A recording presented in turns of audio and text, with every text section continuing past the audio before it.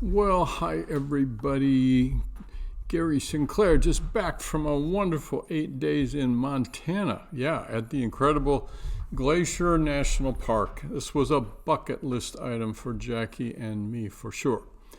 Located not too far from the Canadian border, Glacier National Park in northwest Montana spans over 1 million acres and includes more than 130 named lakes, 175 mountains, and 25 remaining glaciers. The park features over 700 miles of hiking trails and is home to 26 named peaks over 9,000 feet. With lots of wildlife, we saw a bear and a bunch of deer and several white-haired mountain goats and incredible, stunning beauty. Jackie and I have been to a lot of mountainous parts of the country and world, and Glacier would certainly be in our top 3 choices of favorites. I hope that many of you, readers and blog followers, will get there someday. It was so worth it. In fact, one day in the park, we actually encountered all 4 seasons of weather, from rain to fog to sleet to sunshine to hot to chilly to cold.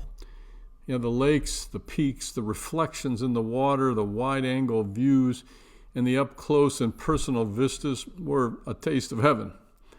But there are a couple of things that were affirmed and highlighted for us that are just as important as all that, and we kind of hope that you'll take them to heart more than our pictures and these new places to travel. We'll tell you about them and show you the pictures if you want.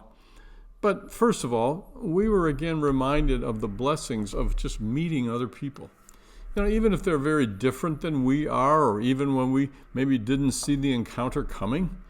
The book of Luke 6:31 says, "And as you wish that others would do to you, do so to them." And part of that's to connect. We sat on the plane from Indy to Dallas next to a young Christian leader changing his job in education. We had this great conversation. His family was just across the aisle. But we were learning more about his next role and how we can pray for him. And he probed into what we do and said he'd pray for us. It was a really rich time and allowed us to share our, my domino impacting idea with another person in education. In fact, I sent him a Domino's book today. We also stayed in an Airbnb, which provided similar getting acquainted opportunities and encouragement over the several days we were there. At the airport last night, before flying from Kalispell, roughly where the park is, to O'Hare, there was this young college student. She sat down next to me. It was pretty crowded there, and was asking about her connection in Chicago because she hadn't flown much, and that's a big airport. Well, I helped her initially, and then we said, we can assist you if you'll just hang on. We'll find you at the airport. But I said, hey, what seat are you in? So maybe we could see if we're close. She looked at her ticket, and it was the third of the 3 seats where we were sitting.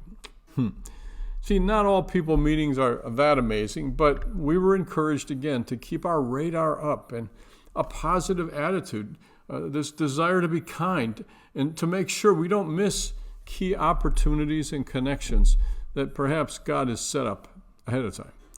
You see, a fulfilling and meaningful life following Jesus is about people first, not our plans or preferences that can exclude them or keep us focused on us.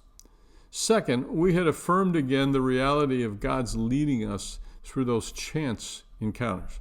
Of course, some things are merely chance, but I've too many times been in settings that I know they had a supernatural aspect and occurrence. And while there isn't always a reason for a personal connection, I never assume anymore that there's no opportunity to impact somebody I meet anywhere. See, Proverbs 16:9 says, "In their heart a person plans their course, but the Lord determines their steps." On our long flight yesterday, I walked back to the lavatory area in the plane, and 2 flight attendants were standing there doing some cleaning up and that kind of thing. So I used the facility. When I came out, is there ever enough room for that? The 2 women were still there talking and taking care of what they needed to do. So I just said, hey, could I get a cup of coffee? And they said, of course. But as one of them got my caffeine ready, I said, You are doing such a great job, and it's much appreciated. You'd have thought I gave them gold. Instead, they offered me some more cookies. See, I'll take that, because the real reward for me was seeing their pleased, delighted expressions and hearing their touching, "Thank you so much." I was tired, and so I asked for more coffee. But the people were more important. We also basked in the beauty and the majesty of the creation we saw. All that gorgeous setting got there by itself? I don't think so. We can disagree on our specific ideas and timing and related Bible interpretations, some things we just don't know. But there's no doubt that a supreme, intelligent, loving hand was behind it. God himself saying to us, "Enjoy this, I made it for you. It's a taste of what's to come." Psalm 34:8. So this summer, don't miss the people that enter your life by chance or by God's hand. Lovingly encounter them. Be like Jesus. Hear their story if they're open to telling it. Speak words of life, words of thanks, words of encouragement. And don't let your differences, your plans, your activities, the risk you may worry about, the fear you may have, the anger maybe you've got, or lack of trust in them that would keep you from trying. Keep at it. Just give them an opening line that you'd answer. Find some common ground. Speak some life to them, and perhaps you'll discover that, that's way more of what you live for. Not the stock that supposedly goes on life's shelves. Talk to you next time.